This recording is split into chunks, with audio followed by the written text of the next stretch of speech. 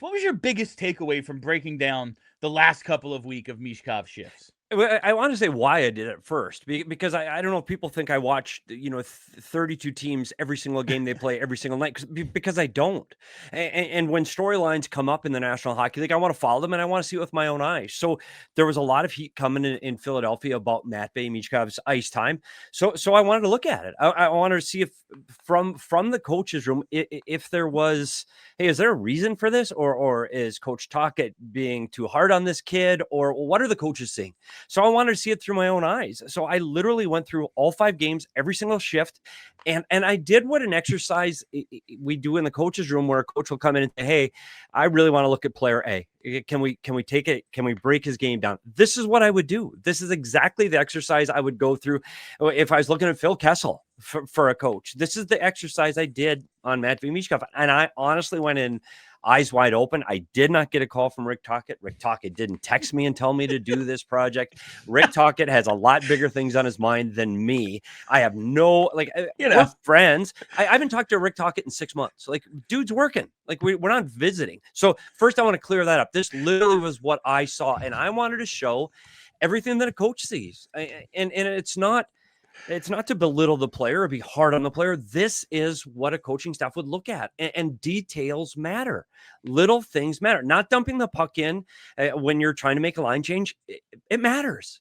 And those little things add up. So when you look at the totality of those 5 games, you're like, gosh, there are a lot of little things that are wrong with his game right now that he's got to clean up. And I think overall, you're just thinking, this kid's got to be better. And so I think that was the big takeaway, that I wanted to see what the coaching staff there was seeing. And I think I tried to just show that to the fans in Philadelphia.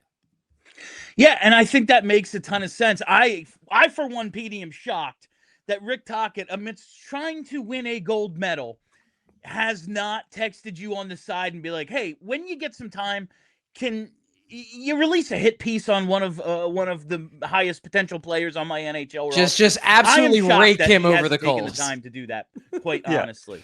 Yeah, it is funny, though. I want to say one more thing, because I did have a conversation. I said I didn't talk to him in 6 months. That was not true. I did talk to him at one point. It was after I did the last post-game show for the PHLY, and he gave me a call and had some questions about some of the comments that I had made. But I asked him specifically at that moment, hey, what are you talking to Mishkov on the bench about? Because it looked like there was a disagreement. And he said it was just a defensive zone switch.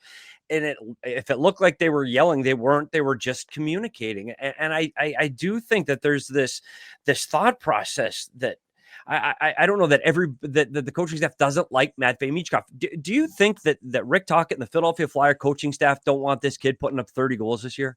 Like that's insane. They want him to be the best player on the ice. Absolutely they do. But if you want that, you've got to do the little things so that you can be doing the big things more easily as your career progresses. Dude's 21. He's a kid. And he is going to be all of the things that Flyers fans want him to be. I really believe that.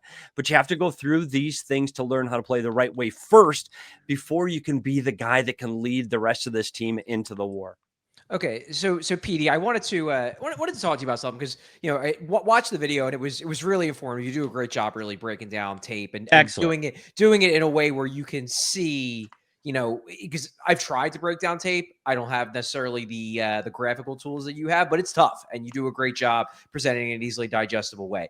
One thing that jumped out at me, that was a recurring criticism that you had of Mishkov's game. And the reason why it jumped out at me is because I just wince a little bit, because I worry about if he were to do that, what it takes away from what he does well. And it's the whole thing about slowing it down with the puck specifically, because I watched him so much last year slow it down with the puck, and then find passes, find open guys that you didn't even see were open.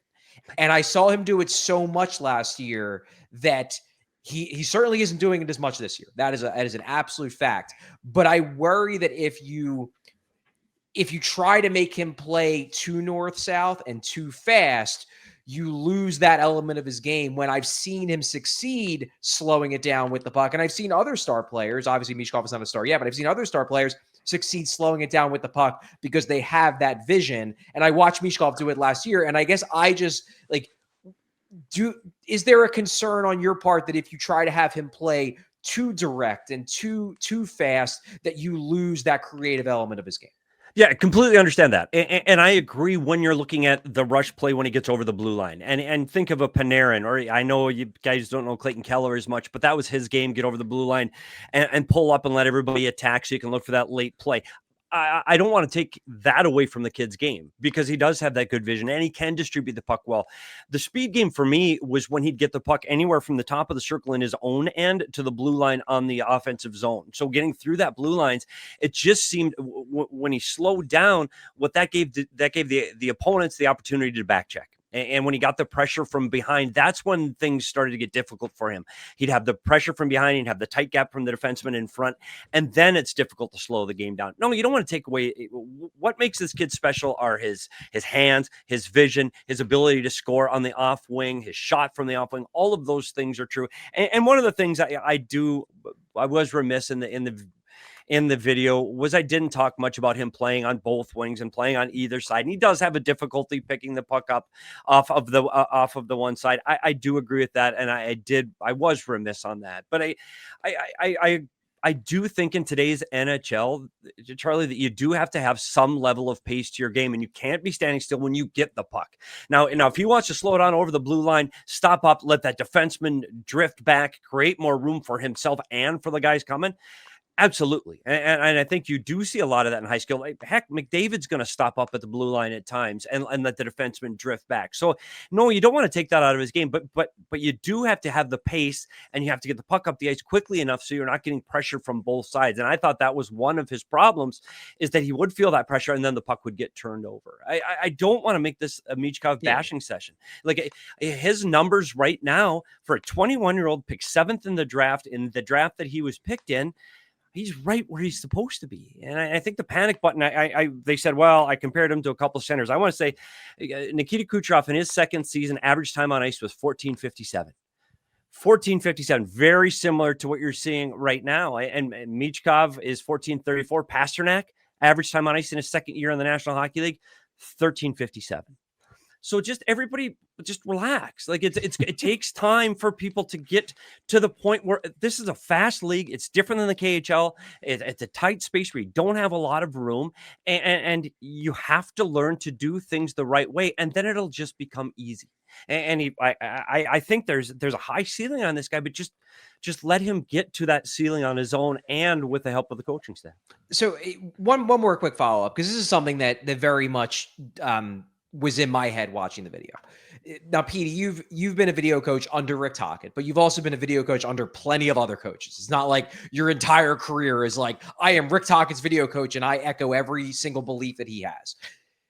How much of the critiques from your video are specific to what Rick Tocchet wants out of a player based on what you know out of what he wants out of a player? And how much are critiques that literally any coach in the NHL would be like, yup, that is completely a mistake? Like, you understand what I'm getting at? Because like, I do. I'm not sure. And I'm curious as to, like, were you critiquing him as Rick Tocchet's video coach, or is this basically like, yeah, literally every single coach in the NHL would watch this and be like, yup, these are glaring errors? I think it's probably 80-20. And I think it's 80% of, hey, this is how you play in the NHL, to 20% this is how Rick Tocchet at least says that he wants to play. People get really caught up in coaches' systems, and this is a chaotic sport where people are moving around consistently and constantly in the game. A system just helps guide you to an area of the ice and have a set of rules that you need to follow when the puck and or the players are in a certain position. What I know people are still thinking, oh, Tocchet, it's his system. It's Tocchet's system. Tocchet wants the team to win. Like, once they're over the blue line, he does want players to be more creative offensively than I think right now they are being. But that's not just because of one player. Team USA goes up 1-0. I saw that. But oh, there it is. Yeah. It is. It's funny, the people that commented on this, I got a lot of comments, and you guys probably saw that and or read them, from Flyer fans, very upset. You're Tocchet's buddy, you're Tocchet's friend, et cetera, et cetera. I got texts from hockey people that aren't affiliated with the Flyers that said, it's about time. It's about time somebody looked at this. And this is national media from Canada and from the US that go, okay, now people may finally see what this kid's really capable of. And I think that was surprising to me, that it was people outside of the Flyer bubble saying, hey, he's got to get better at playing these little details. And remember, when Matvei Michkov got drafted, there was a dark cloud over this kid as a teammate, as a player on his team, and from the coaching staff in Russia. There were teams that passed on him in the top 6 because of the person he was in the room, not the player he was on the ice. And that has taken time, and it'll take more time to continue to break those bad habits if you want to see the superstar that I think is inside him somewhere. All right, couple more minutes here with Petey. Want to get you back to watching this USA-Sweden game, my friend. But the thing that stuck out to me most about your breakdown were not the defensive lapses. Oftentimes we see them whether they lead to goals or not. And quite honestly, dude's never going to be Mark Stone or Mitch Marner. He'll figure out defense enough to be on the ice, but it's never going to be his specialty. It's his lack of offensive zone productivity and the fumbling of the pucks, the turnovers, that sort of stuff. That's what stuck out to me, and it's what stuck out to me all this season. Protecting the puck, holding it, making a play, that was what he did best last year, and it really seems to have gotten away from him.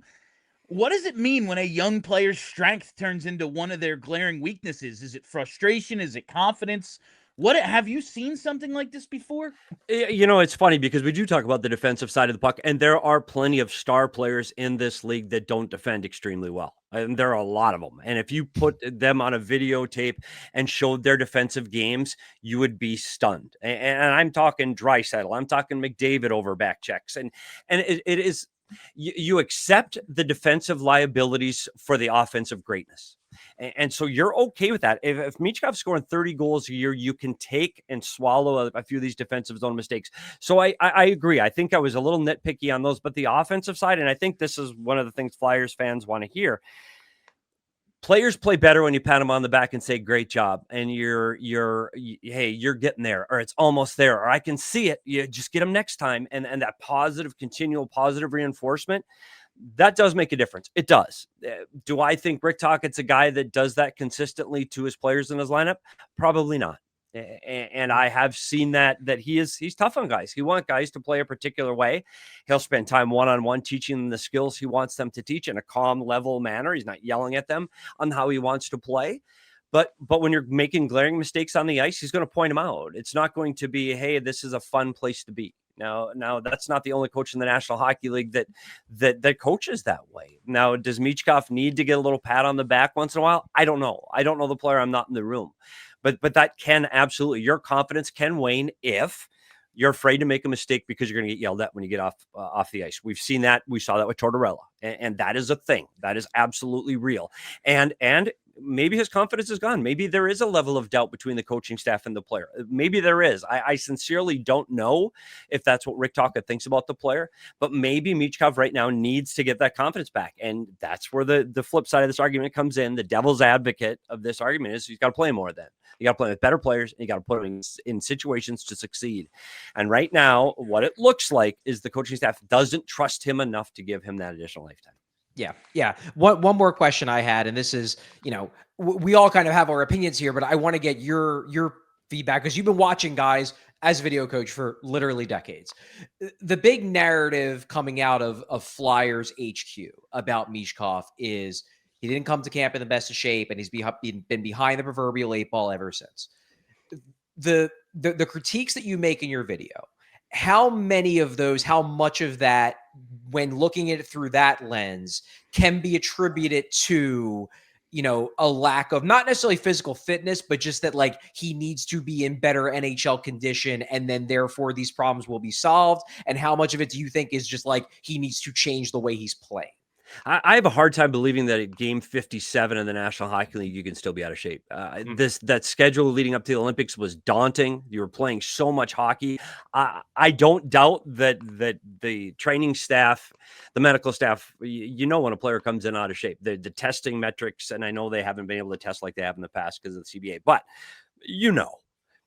But that ends quick. Like it's hard. Like you're through that in the first 3-4 weeks of the season. You have to be up to speed because you're playing all the time. You're practicing all the time.